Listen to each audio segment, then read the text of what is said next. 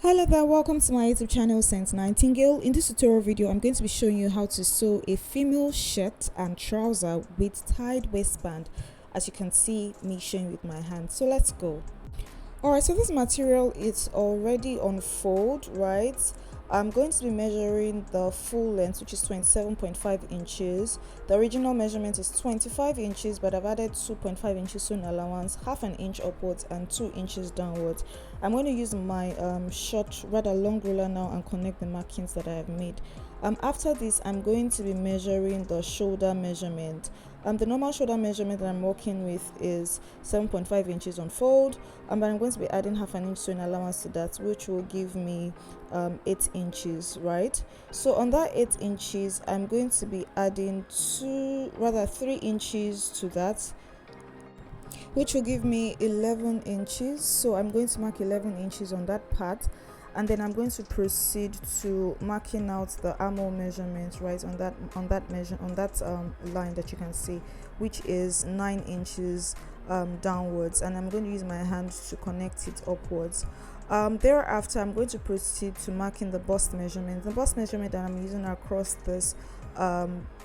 the shirt measurement is 40 inches. 40 inches divided by 4 will give me 10. I've added my 2 inches to an allowance today to give me 12 inches. So it's 12 inches I've marked. Also, for that 12 inches, I've added my 3 inches that I added on the shoulder line, which is the button allowance, to now give me 15 inches. So for the bust, waist and hip measurement, I have 15 inches. From that line that you can see me showing you is where the 3 inches starts from, and I'm going to be removing the excess on the tip of the material. That's the tip of the material that you can see right there.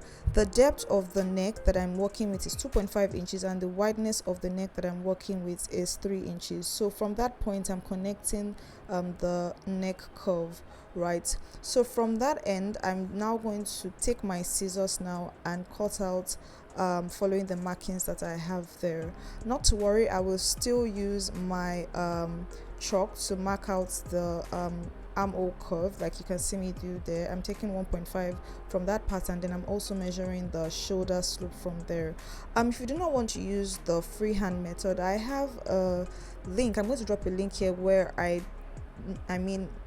drew out this pattern using the pattern paper for persons who may not be able to follow through this process with freehand. Alright, so let's proceed. Let's continue with the cutting of the parts that we will not be working with. Like I mentioned, I'm going to be trimming out the edge to get my accurate 3 inches allowance that will allow me to work with the button area. So this part is ready now. I'm going to proceed to cutting the pattern for the back. So for the back, I'm going to be getting marking the same full length measurement, which is 27.5 inches. Thereafter, I'm going to be marking the wideness of the neck, which is 3 inches, and then the depth of the neck, which is 1 inch, and I'm going to be connecting the dots. I won't be adding any 3 inches to the back. It will just be the same, which is 8 inches for the shoulder, the depth, which is 9 inches, and then the wideness, which I had mentioned to you, is 15 inches wide.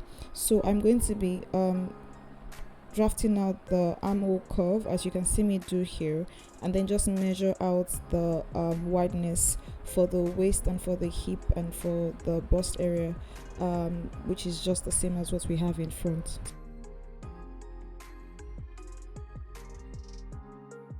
Also, very quickly, I'm just going to mark out the shoulder slope, cut through, and then continue the cuttings.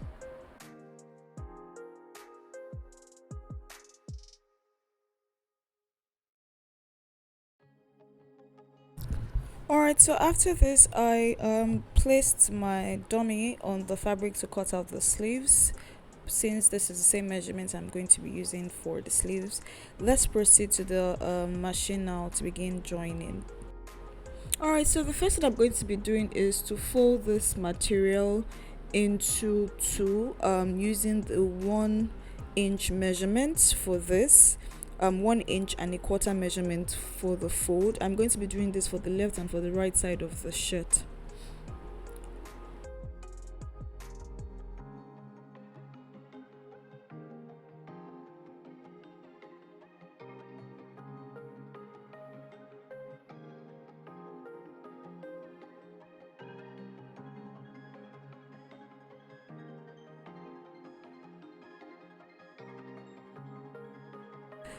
Afterwards, I'm going to close up the tip of the shirt. Remember I mentioned 2 inches sewing allowance, so I'm going to fold this twice using the 1 inch measurement.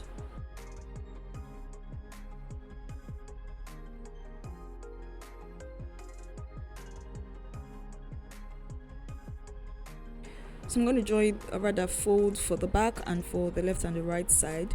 Afterwards, I'm going to place the front and the back together and join it on the shoulder. So now I'm going to join the shoulders together. Thereafter, I'm going to join the sides after joining the shoulders together.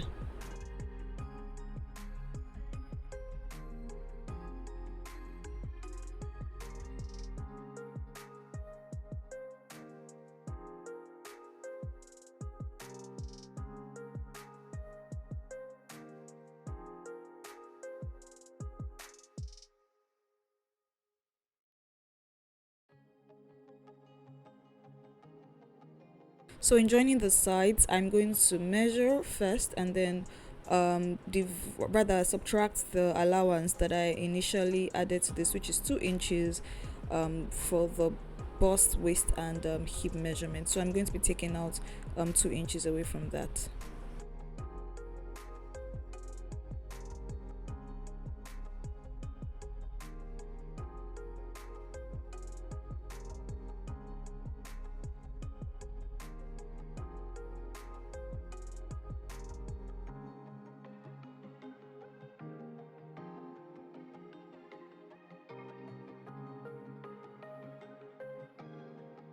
Alright, so in this part I'm going to be showing you how to sew the collar, or cut the collar first before we sew it, as well as the collar stand. So the first thing I'm going to do here is to show you how I will be cutting the collar stand. So the measurement for the collar area, I mean where the collar will sit, is 19.5 inches. Yes, 19.5 inches. But then I'm going to be adding 1 inch allowance to that, which is what you can see me mark. I'm marking 11 inches on that line.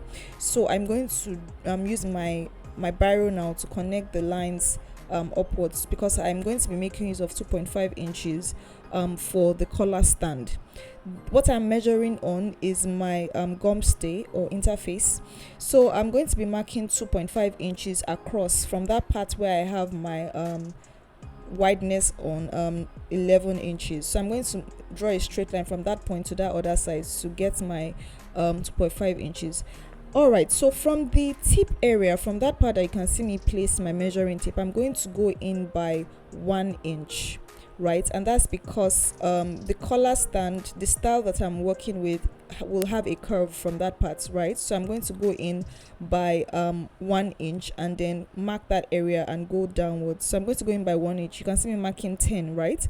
So from that point I'm going to draw out a curve downwards.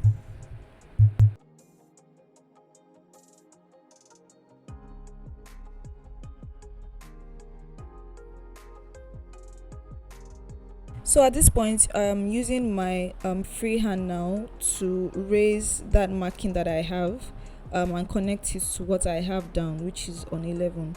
But then I would, to get a cleaner finish, I'm going to use my curve ruler to connect the curve, or rather to create my curve from that point downwards. So after using the curve ruler to connect the curve, I'm going to open this up with my scissors, following the markings that I've made. This is folded into 2, but I'm going to open it up at the tip area when I'm done.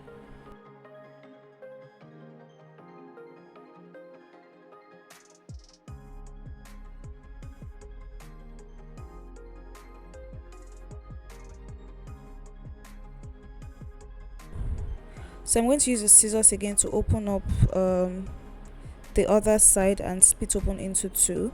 I'm only going to be using one part of this interface.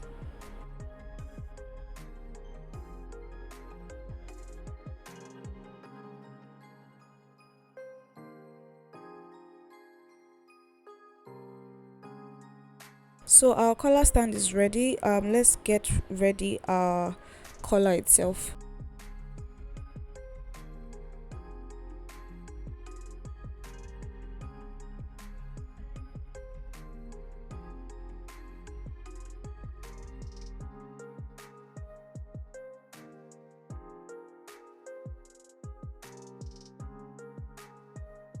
Alright, so it's time for us to cut the collar itself. So for the collar, I folded the gum stay into two, as you can see in this video.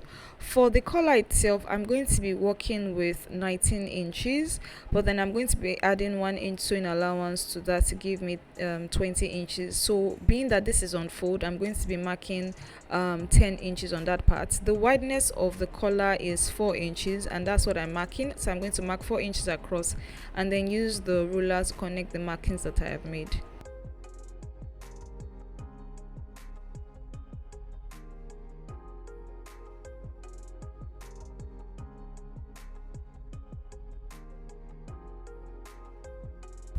Afterwards, I'm going to mark the 10 inches across on that line and then use the ruler to connect the markings also that I have just made.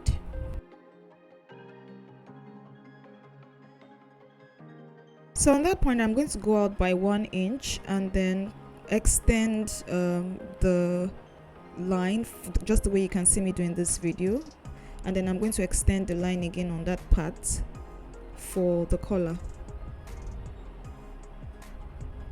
Once this is ready, I'm going to pick up my scissors now and trace out the markings that I have. But first of all, I'm going to just very quickly trim out the tip on that part, just so that the gum stays as straight as possible, and then I'm going to continue on that part.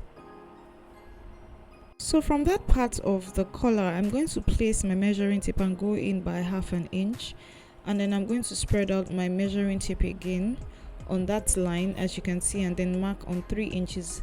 From that place, I'm going to go in with my scissors and just trim out. And the reason I'm doing this is so that that part where the collar would sit at the back can easily fold properly and rest properly once this is sewn. So this is ready now. I'm going to place this now on the fabric, the part that has the blue part, the shiny part on the gum stay. I'm going to place that on the fabric and then iron out. So on the ironing table now, I'm going to press this with the steam iron.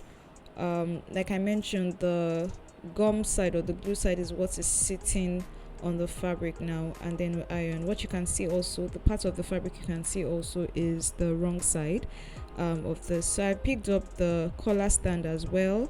I'm going to also place on the fabric and then just iron this out.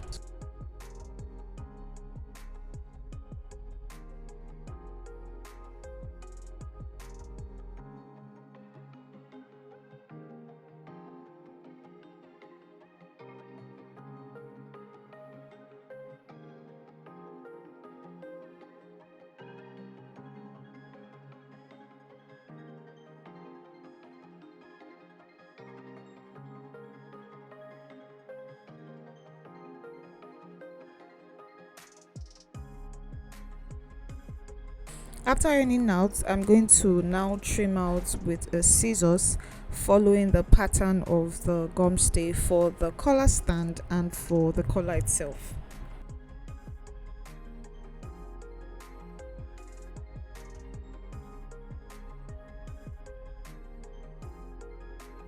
So once this is done, I'm going to be placing the fabric now on another part of this piece of material to cut the parts that we'll be using to line this, to turn this inside out. So let's place this now on the fabric, and then I'll use my scissors to trim out again the collar stand.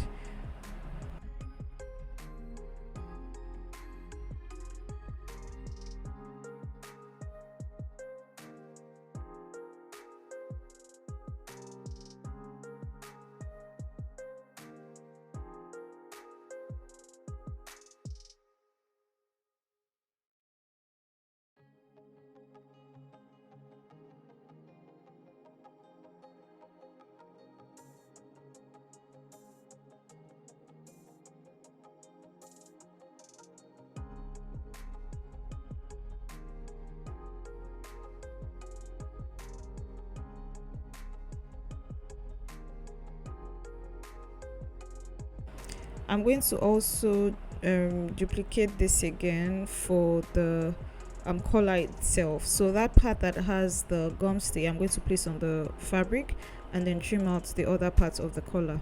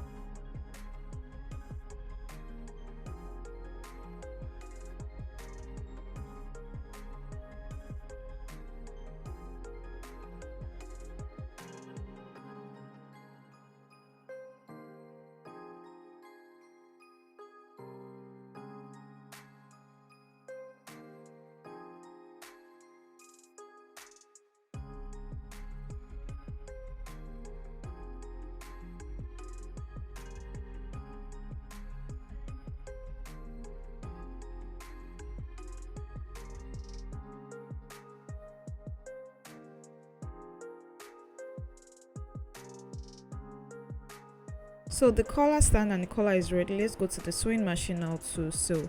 The markings that you can see on the collar itself is my biro markings to guide me when sewing this down. So from that point, I'm going to follow through that marking and sew through downwards. This collar itself already, I mean the measurements that you can see on the sides already captures the allowance that I'm taking out from the 20 inches that I measured, which is half an inch on that side and on the other side, which will bring me to taking out 1 inch totally from 20 inches, and that's 19 inches for the measurement for the collar. That side is done. I'm going to flip to the other side again and then just sew down, and this time around I'll be sewing across the lower part of the collar itself. Just follow me, you understand what I'm doing.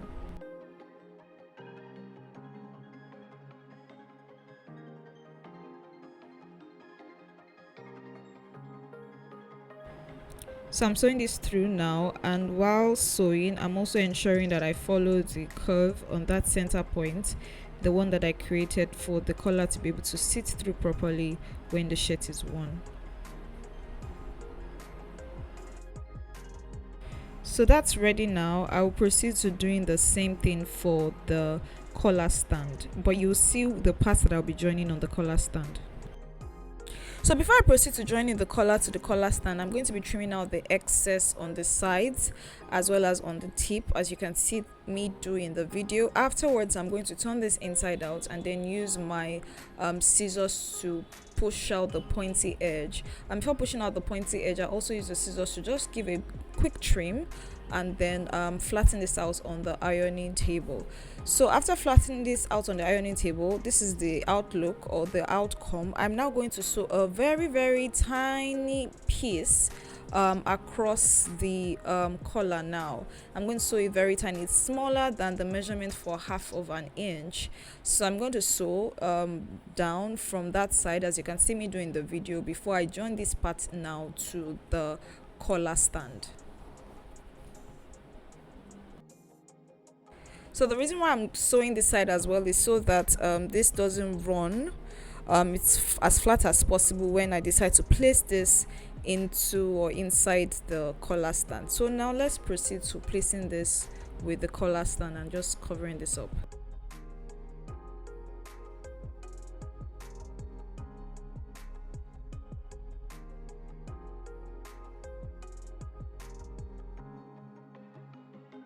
So on that part that has the collar curve, the curve that you can remember that I created on the ironing table, I'm going to place the tip of the collar itself. That's the part that you can see now, and I'm going to pin down on the left and on the right side, and then I'm going to sew out half an inch on that side. Just follow me, you understand what I'm doing. Just follow the video.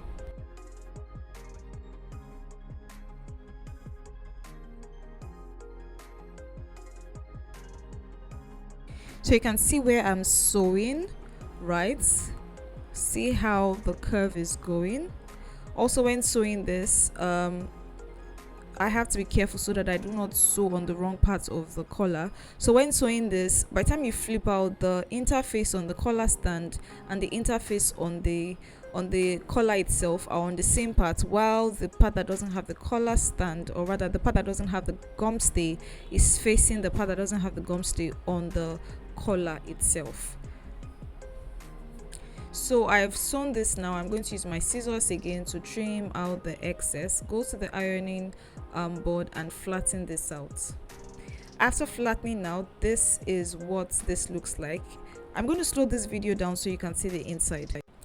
So let me open this up. You can see what I've done with the iron. I've folded it using the iron by half an inch so that it's easy for me to sew this on the neck area of the shirt.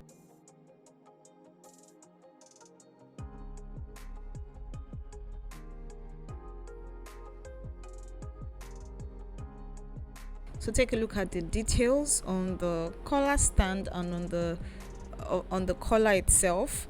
I'm now going to pick up the shirt now and connect this collar stand to the shirt. making sure that the part that has the gum stay is what is inside of the shirt, and the part that has the material is what faces outside. So let's get the shirt. So at this point, I'm going to be placing the shirt now into the part that has the collar stand, and I'm going to be sewing all the way down. When doing this, also ensure that the shirt part sits properly into that part where you're going to be passing it through, and you're sewing at the very tip, and the sewing as well corresponds with what is being sewn behind. This is why I had press this down with the iron, so that whatever it is that I sew in front corresponds to what is showing inside or at the back of the collar stand. So let's just sew this across. Also ensure that the center to center point of the shirt and of the collar also corresponds, so that you don't have the collar stand longer than the place that you're going to be sewing on. I mean the round neck, or the round neck smaller than what you, or longer than what you have created for the collar stand, which is why this measurement is important. The collar stand measurement for the collar stand is usually measured when the shoulder to shoulder has been fixed already.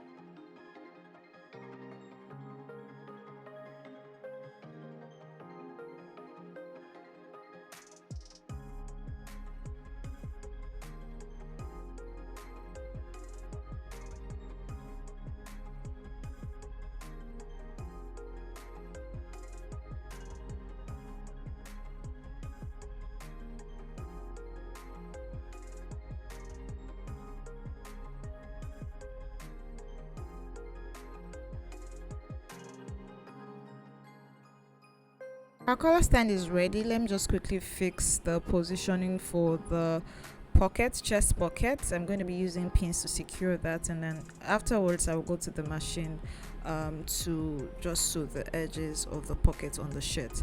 I'm also going to be joining the sleeves as well, so the sleeves can sit properly in the shirt, and I'm going to be showing you what this turned out to look like.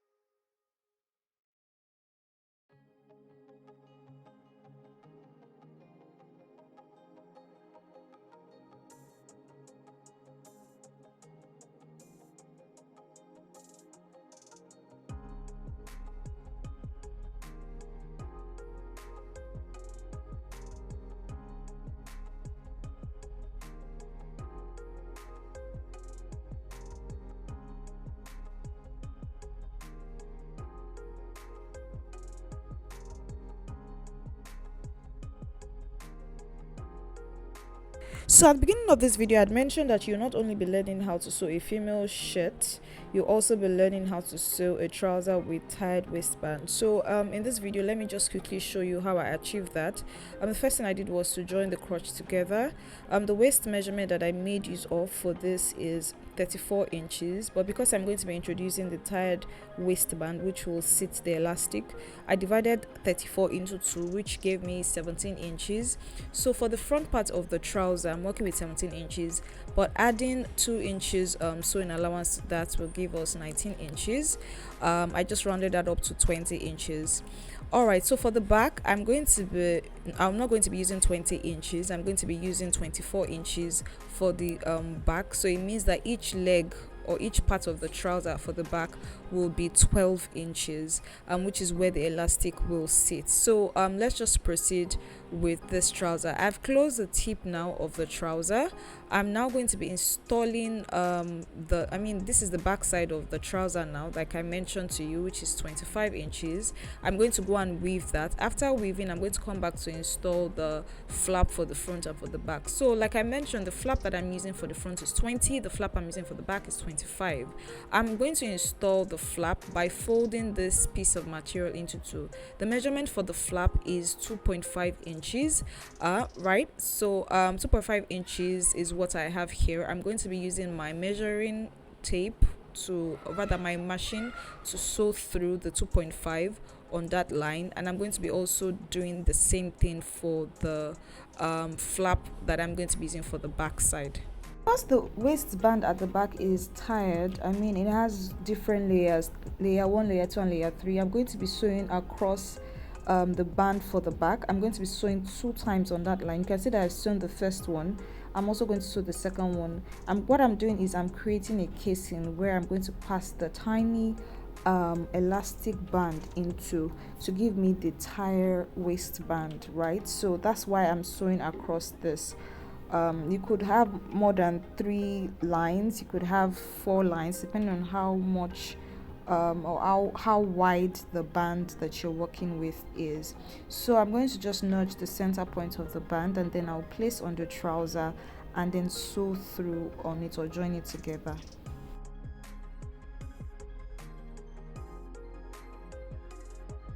Placing the center to the center, I'm now going to be joining this together.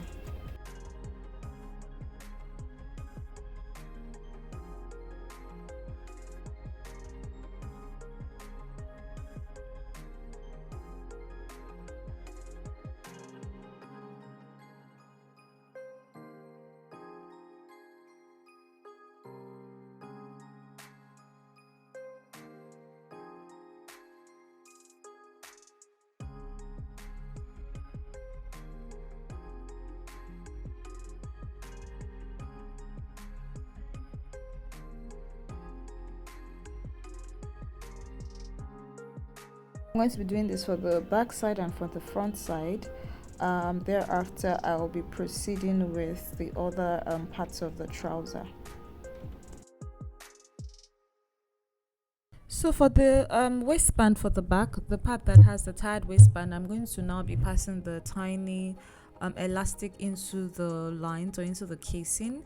I'm going to be working with 15 inches of elastic, so that this doesn't become too tight or too loose. The reason why this waist has to also be this wide, I don't remember mentioning this at the earlier part of this video. The reason why I'm making use of this measurement is because there's no zip, and then this trouser has to pass through the hip. The hip measurement for this person is 40 inches, right? So if I already have 24 inches, bearing in mind that I'm going to take out some parts from the sides and 17 inches in front, at the end of the day I will still have my 40 inches to work with, right? So if I add 17 plus 24, I would have 41 inches, which is safe for me and for the person who will be wearing this, and this trouser will be easy to pass through the hip line. So I'm going to be working with 15 inches wide, or rather long, elastic, so that when this pulls through, it won't be too tight and too loose at the same time. So first of all, after passing the elastic on the back side, I decided to hold it first on that side that you can see me sew down. So from there, I'm going to be pulling out the excess elastic, and I'm going to be pinning down with my bobbin pins before I sew through on the fabric itself for the front and for the back, before I join the front and the back together. So I'm going to take out the excess fabric, or rather the excess elastic from that point to which will at the end of the day leave me to 15 inches long elastic for the back. and after I'm done with this, I'm going to sew through with the front.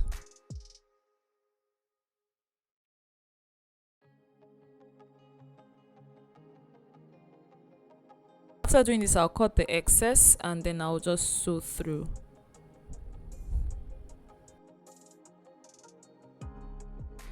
So once I close this part, I will take to the weaving machine to weave the excess of the edges.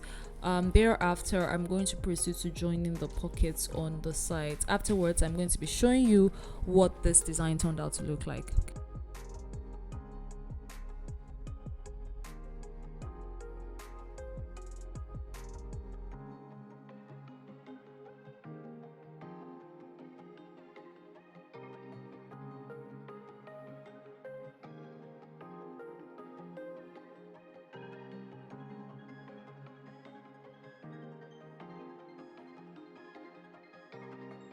So this is what our tied waist looks like. You can see the lines that I made on the band, and you can see that this is smoked together because of the elastic. I'm going to show you a full view of what the trouser looks like, the palazzo pants look like, and I'm going to also zoom in for you to see the pocket as well.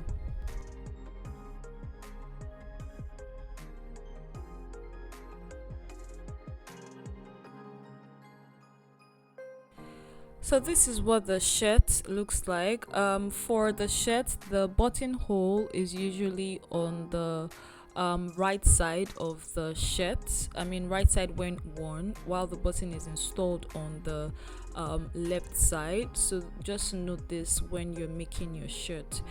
There's a part where the female button stays and there's a part where the male button stays. So if you're sewing for either of the gender, you know where the buttonhole stays and where the button stays.